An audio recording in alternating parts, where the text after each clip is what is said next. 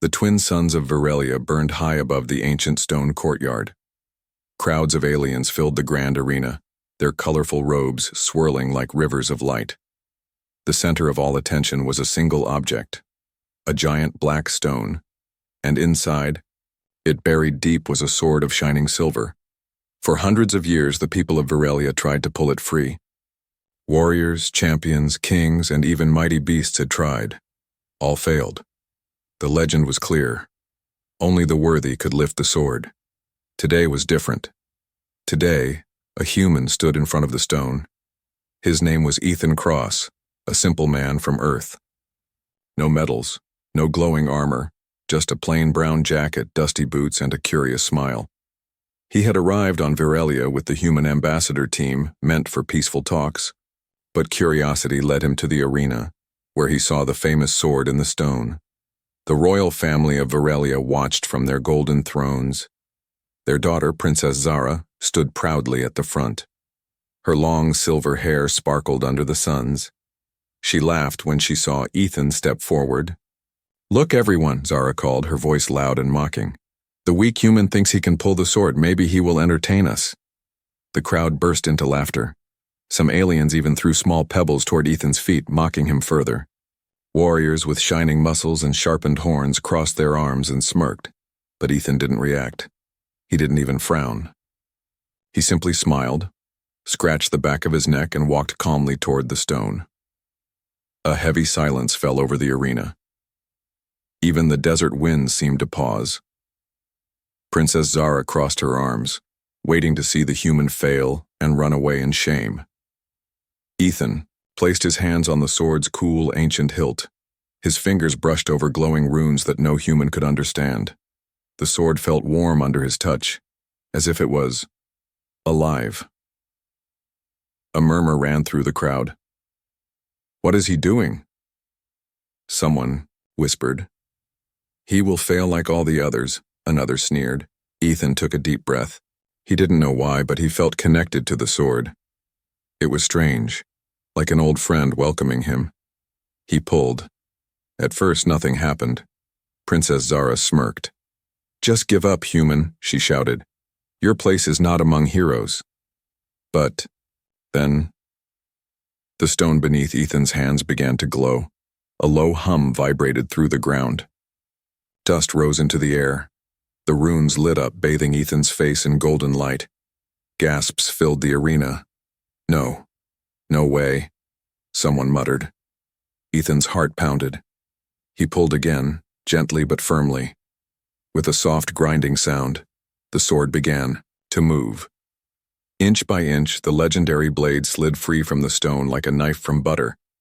And then, with a final pull, the sword came free completely, shining brightly under the twin suns. Dead silence. No one laughed now. No one mocked. Even Princess Zara stood frozen, her mouth hanging open. Ethan blinked, looking at the sword in his hands. Did I just—" he mumbled. The sword's glow dimmed but didn't vanish. It settled into a soft silver light, as if the blade accepted him. The alien king stood up from his throne, his old eyes wide with shock. The royal guards stared at each other, unsure whether to cheer or fall to their knees. Princess Zara clenched her fists. Her pride burned hotter than the desert around them. She could not believe it. A human, weak and small compared to their mighty warriors, had done what no alien could. "This must be a trick," Zara shouted, though even her voice shook. But the stone was broken. The sword was free.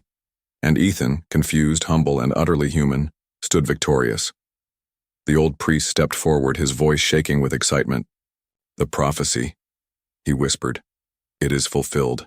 The chosen protector has come." The crowd erupted into wild noise.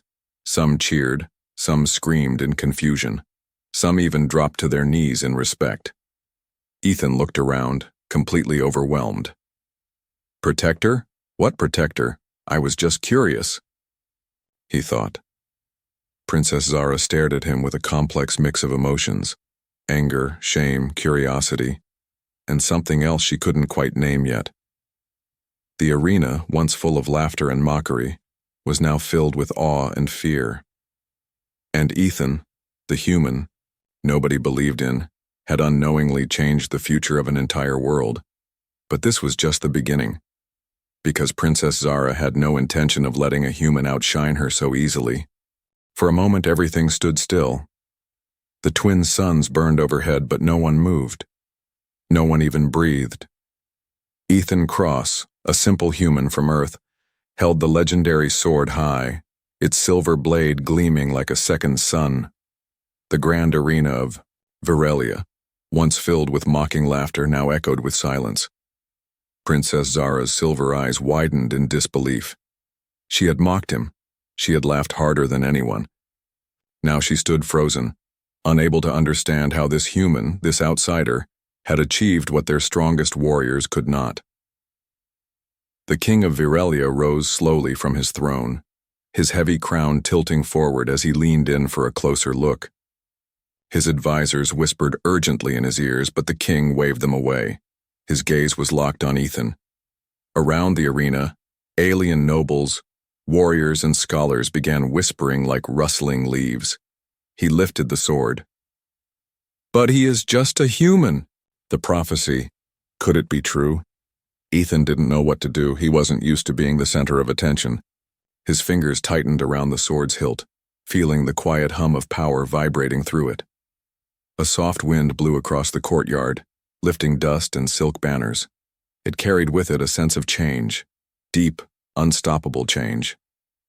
Then, from the high balcony, a voice broke the silence. It was Princess Zara. "This is a trick!" she shouted, her voice sharp and trembling.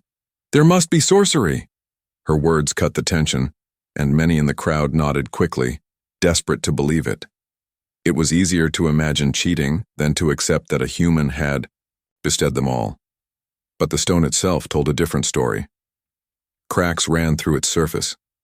The ancient runes had gone dark. The sword's glow matched the energy of the land, pure and untamed. There was no trick. The old high priest, wrapped in golden robes, stepped forward. His voice shook, not from fear, but from awe. "By the laws of the ancients," he said, bowing low, "the sword has chosen. The protector is here.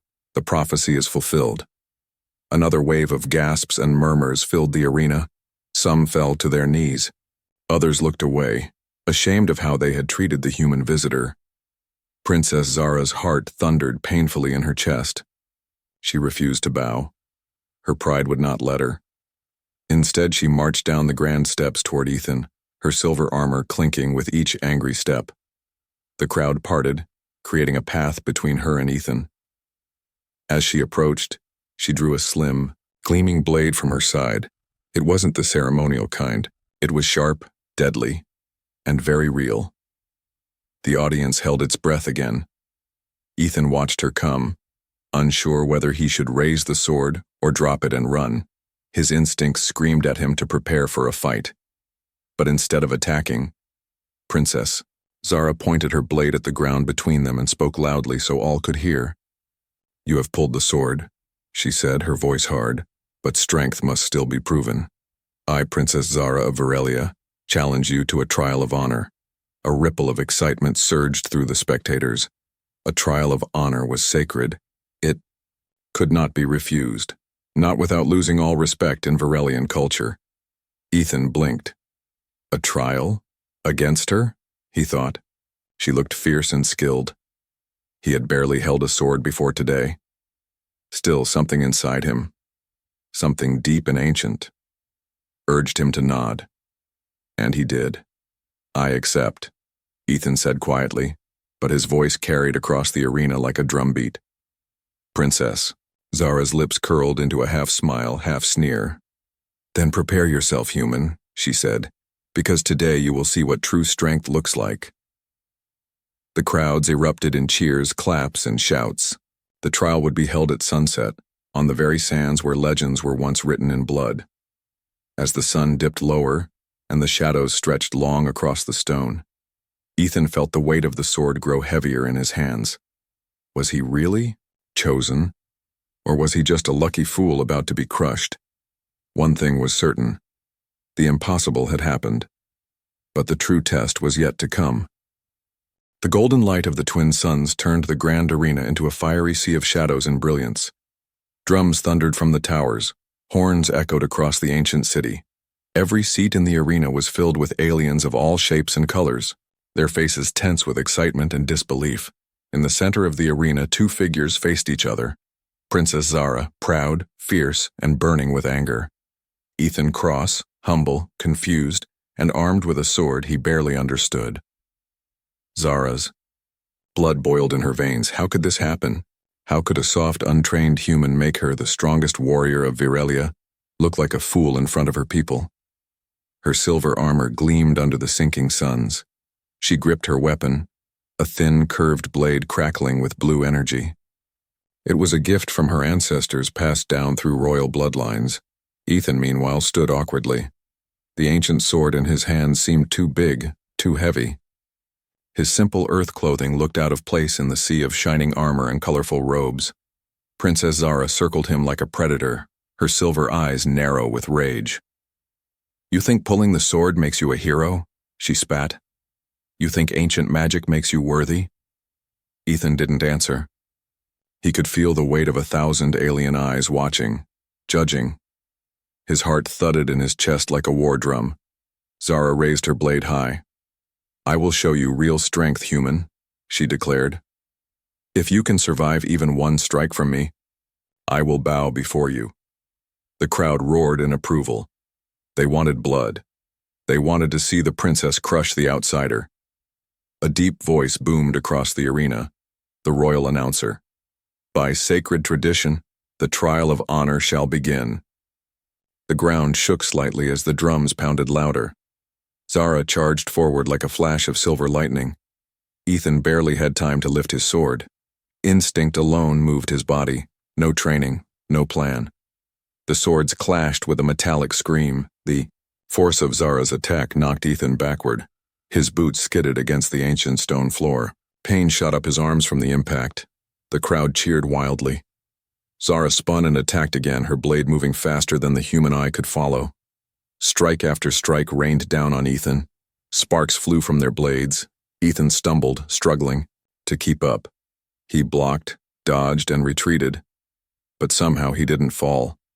The ancient sword moved strangely in his hands, almost guiding him, helping him react at the last second each time. Zara growled with frustration. "Fight back, coward," she snarled. Ethan gritted his teeth. He wasn't a coward, he didn't come here to fight. But something inside him, maybe the sword, maybe his heart, refused to lose. Zara leapt into the air, spinning, aiming a final, powerful strike at his shoulder. It was a move that had defeated every opponent she faced. The crowd held its breath. At the last second, Ethan stepped aside, not by skill, but by pure instinct. Zara's blade missed him by inches. She landed, awkwardly, her balance broken for just a second. A second was all Ethan needed. Without thinking, Ethan swung his sword. He didn't aim to hurt her, just to defend himself. The flat side of the ancient blade struck Zara's weapon, knocking it clean from her hands. Her sword clattered across the stone floor, sliding far out of reach. The arena fell silent again. Princess Zara stood frozen, weaponless, facing a human who hadn't even wanted to fight. Ethan lowered his sword immediately, breathing heavily. He wasn't smiling. He wasn't celebrating. He simply looked at her with calm, steady eyes. Zara's chest heaved with anger, but also something else: shame, respect, confusion. She bent down slowly and picked up her fallen blade. She stared, at it, then at Ethan, then at the ancient sword in his hands. The crowd waited, holding their breath. Would she attack again? Would she storm away in anger? Instead, Princess Zara did something no one expected. She knelt before the human. She placed her sword on the ground in front of him and lowered her head. A wave of stunned whispers rolled across the arena. The proudest warrior of Virelia had just admitted defeat, not to a king, not to a legendary hero, but to a simple man from a faraway blue planet called Earth. And in that moment, A bond was forged that would change both their worlds forever. But deep inside Zara's heart, a new fire lit, not of anger, but of something she had never felt before. The sun touched the horizon, painting the sky with deep gold and burning red. The light bathed the arena in fire-like colors, making the moment look almost unreal. Princess Zara remained kneeling before Ethan Cross, her silver armor dusted and scratched from the fight. The ancient sword in Ethan's hands shone calmly, as if it had been waiting centuries for this moment. The audience sat frozen. Thousands of aliens who had once jeered and mocked now stared in stunned silence. The proudest warrior of Varelia, undefeated for years, had been beaten by a human who had never even wanted to fight. Ethan didn't bask in victory. He didn't raise his sword high or roar in triumph. He simply stood there, breathing heavily, looking lost in the moment. He wasn't a hero to himself. He was just a man who didn't want to give up. Suddenly, the heavy doors at the far end of the arena swung open with a thunderous bang. A group of armored elite soldiers marched in, the Royal Enforcers. Their leader, Commander Vorath, wore black armor and a sneer on his face. "This is not right," Vorath bellowed. His deep voice echoed like a storm. "A human cannot be our protector. This is a disgrace." The king hesitated. The crowd murmured nervously. Many still struggled to accept what they had just witnessed. Princess Zara rose slowly to her feet, her body aching but her spirit unbroken. She looked at Vorath with cold, fierce eyes. "You saw it with your own eyes," she said clearly. He pulled the sword. "He defeated me. Honor demands we accept the truth." But Vorath's pride was greater than his loyalty. "I will not bow to a human," he roared. He drew his massive double-bladed axe and pointed it directly at Ethan. "If you want to call yourself our protector," Vorath snarled, "then survive this." Without waiting for permission, Vorath charged. The audience gasped. There was no honor in this attack, no rules, only raw rage. Ethan barely raised his sword in time. Vorath's axe slammed against his blade, sending shockwaves up Ethan's arms. He staggered back, his boots sliding across the stone floor. Vorath pressed forward, swinging again and again with brutal strength. Unlike Zara, who fought with grace and skill, Vorath fought like a beast, wild, furious, and merciless. "This is madness," Zara shouted, stepping toward them. But the king held up his hand. "Let the sword decide," he said gravely. Ethan gritted his teeth, blocking another deadly blow. Sparks flew as the blades clashed. His arms burned from the force. His body screamed for him to fall, but he didn't. He held on, the ancient sword in. His hands began to glow brighter, wrapping Ethan in a soft silver aura. His movements became faster, sharper, almost guided by invisible hands. Vorath roared in frustration, swinging his axe with all his might, but Ethan ducked under the swing and with a swift, clean move, sliced the handle of the axe cleanly in half. Vorath stumbled, staring at the broken weapon in shock. Before he could recover, Ethan stepped forward, pressed the blade of the sword gently against Vorath's chest plate, and stopped. He didn't kill. He didn't need to. Victory was his without shedding unnecessary blood. The arena exploded into sound. Roars of shock, cries of amazement, thunderous applause. The sword's glow dimmed softly, resting in Ethan's hand like a loyal companion. "Commander." Vorath dropped to one knee, head bowed. Defeated. One by one, the warriors of Varelia, even the proudest, even the most stubborn, knelt before the human who had proven himself without cruelty, without pride, and without hatred. "Princess." Zara watched him, her heart heavy with emotions she couldn't name. Respect, wonder, and perhaps a spark of something deeper. The king rose from his throne, raising his arms high. "Let it be known across the stars," he proclaimed. "The sword has chosen. Ethan Cross of Earth is now the protector of Varelia." The crowd erupted again, but this time with joy. A new chapter was beginning, a future no one could have imagined. And yet, in the shadows of the great halls, not everyone celebrated. Dark eyes watched Ethan with burning jealousy. The greatest battles were still ahead. Night fell over Virelia, casting a silver-blue glow over the city of stone and stars. The arena, now silent, seemed almost like a sleeping giant. Torches flickered along the walls. Flags hung still in the cool night breeze. In the royal hall, Ethan Cross stood before the king. The ancient sword was still in his hands, though now it felt strangely lighter, as if it had truly accepted him.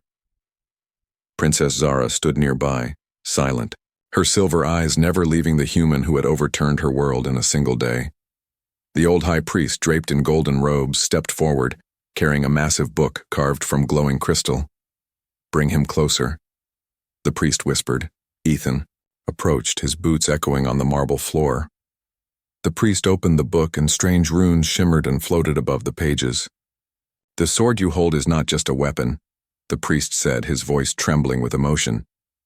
"It is a key." The crowd of nobles and warriors leaned in closer. "A key?" Ethan asked, confused. The priest nodded. "Long ago, before memory, before even the stars had names, a force known as the Makers created the sword. It was said to choose not the strongest nor the smartest, but the purest heart, the one who would not use its power for conquest, but for unity." Murmurs rippled across the hall. The protector chosen by the sword would hold not just a title, the priest continued, but the right to awaken the true gift of Virelia. Princess Zara stiffened. "The true gift?" she repeated. The priest closed the book with a heavy sound. "Beneath our world," he said, "sleep the pillars of light, ancient engines of creation. They can heal planets, grow cities overnight, and protect entire galaxies." Gasps filled the room. "But they can only be activated by the chosen protector, by the sword." Ethan's mind spun. "Heal planets? Protect galaxies? I'm just a mechanic back on Earth," he thought. The king stepped forward, his heavy robes dragging behind him. "Ethan Cross," the king said gravely, "you are more than a visitor. You are the bridge between Virelia and the future. You are the bearer of the sword of Makers." The weight of the words crushed the air. Ethan looked at the sword again. Its silver, surface now pulsing with a heartbeat that matched his own. He didn't feel powerful. He felt scared.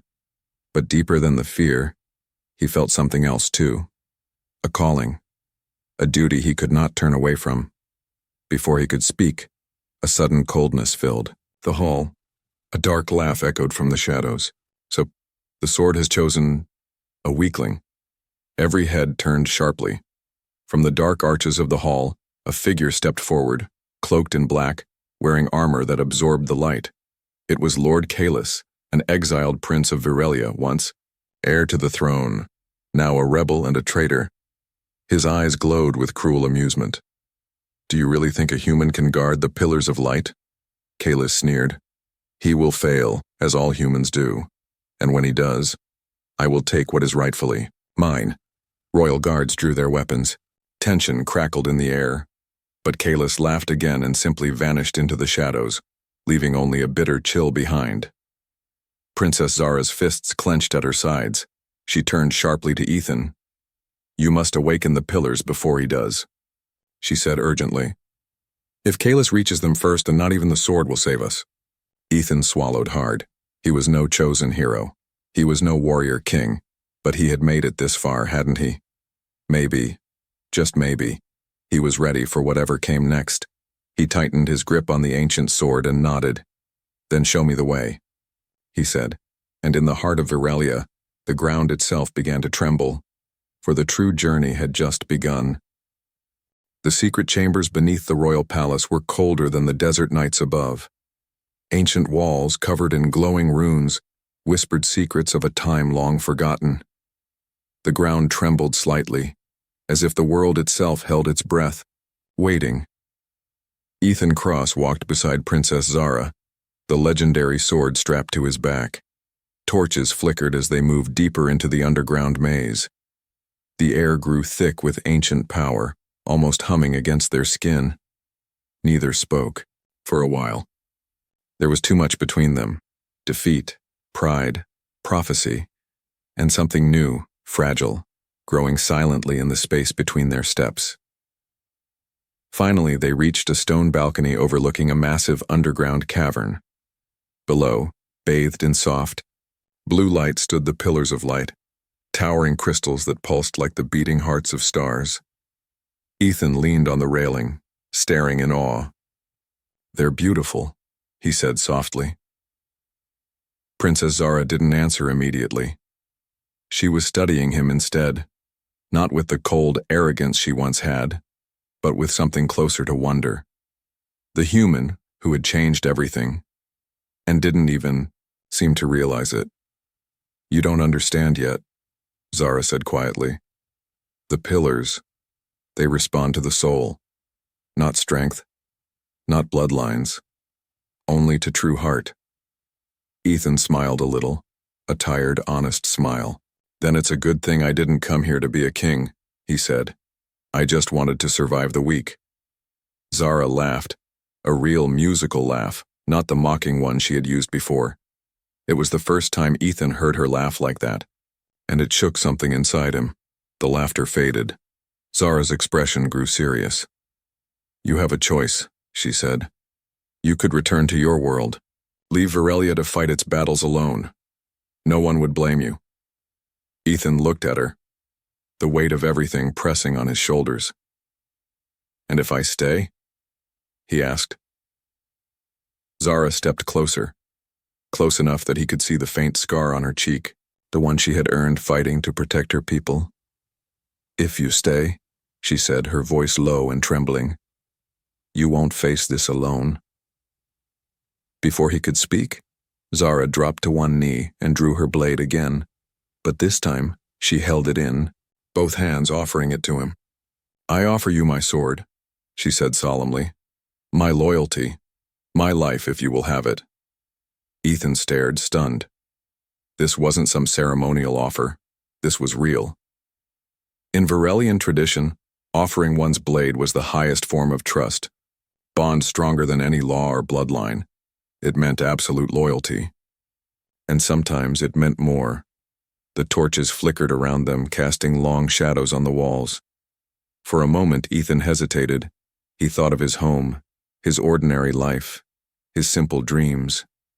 And then he looked at Zara, fierce, proud, loyal, kneeling before him, offering everything she had.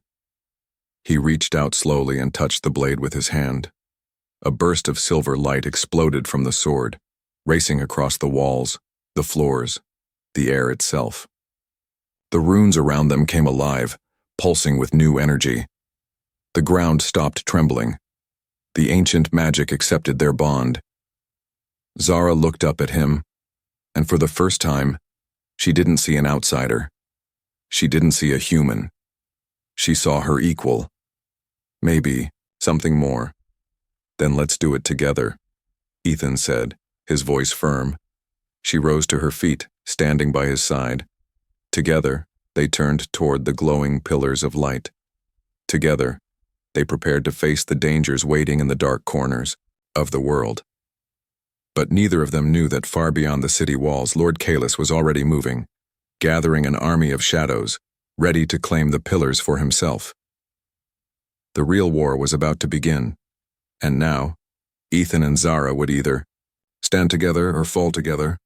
The dark army of Lord Kalis marched under a sky heavy with storm clouds.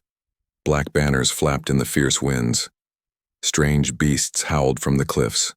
Shadows moved like living things among the rocks.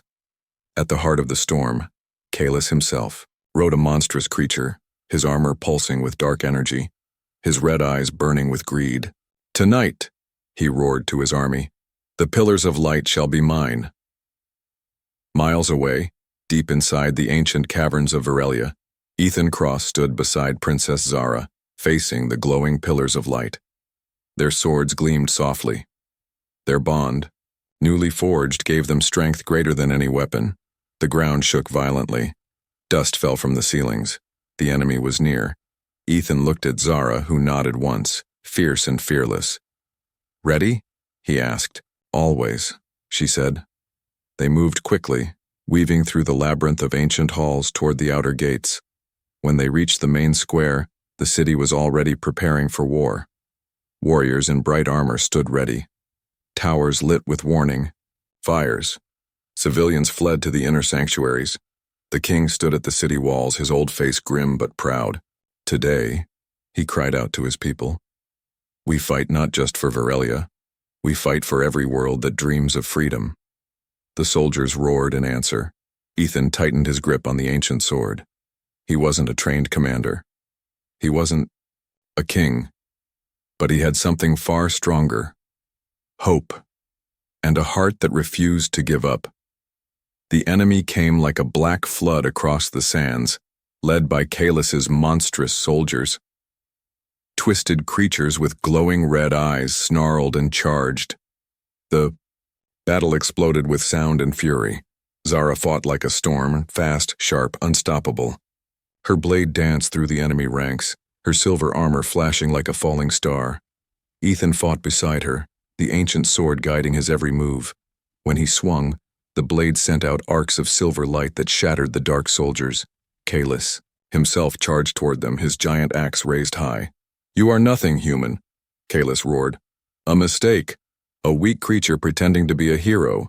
Ethan stepped forward, blocking Kaelus's strike with a deafening crash. Maybe, Ethan said, gritting his teeth. But even mistakes can change the world. The clash of their weapons shook the earth. Sparks flew. Energy rippled across the battlefield. Kaelus attacked with rage. Ethan answered with calm. For every blow Kaelus landed, Ethan answered with heart. For every step Kaelus pushed forward, Ethan held the line. Finally, with a roar that split the night, Ethan found his moment. He dodged Kaelus's heavy strike and drove the ancient sword deep into the ground. A shockwave of pure light exploded outward. The darkness recoiled. Kaelus screamed as the light consumed his armor, his power, his rage. In seconds, the dark army crumbled like ashes in the wind. Silence fell over the battlefield. The twin moons rose over Varelia, bathing the broken land in silver peace. Slowly, the surviving warriors of Varelia dropped to their knees, their weapons lowered in awe. The king approached Ethan, his eyes filled with tears. You have done what no legend ever could, the king said. You have given us a future. Zara stood beside Ethan, her hand lightly brushing his. Together they climbed the steps to the pillars of light. Ethan placed his hand on the largest crystal. A soft hum filled the air. The pillars came alive, sending beams of pure light shooting into the sky, signals of hope visible across the galaxy. In distant stars and forgotten worlds, watchers saw the light. They whispered, Varelia lives. And hope stirred once more. In cold, silent corners of space, Ethan turned to Zara. What now? He asked, smiling softly. She smiled back. A real smile, full of fire and promise. Now, she said, we rebuild. Together. As the people of Varelia cheered and celebrated, as the night sky danced with new stars, Ethan knew one thing for sure. He hadn't just changed a world. He had found a home. And maybe, just maybe, he had found something even greater. A new beginning. For two hearts. For two worlds.